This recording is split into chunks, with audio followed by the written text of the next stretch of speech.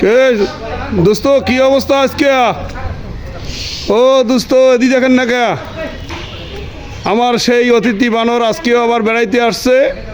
আপনারা কেউ তার সঙ্গে ফাজলামি করবেন না, খাইতে দেন। ওই যে আমাদের দীপু স্টার সামনে খাইতে দিছে।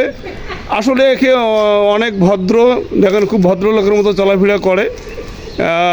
হ্যাঁ দোস্ত খাও, চাল খাও, চাল খাও। সে এখন চাল সঙ্গী দেখতেছে। এই যে আমাদের লালমনিরহাট সদর এলএসডির মেহমান হিসেবে উনি আসছেন। কেউ তাকে বাচ্চা কাচ্চা কেউ তাকে ডিস্টার্ব দিও না। তো খাও খাও খাও, আপনারা তাকে ডিস্টার্ব দিয়ে কথা জোরে বলিয়েন না কেউ।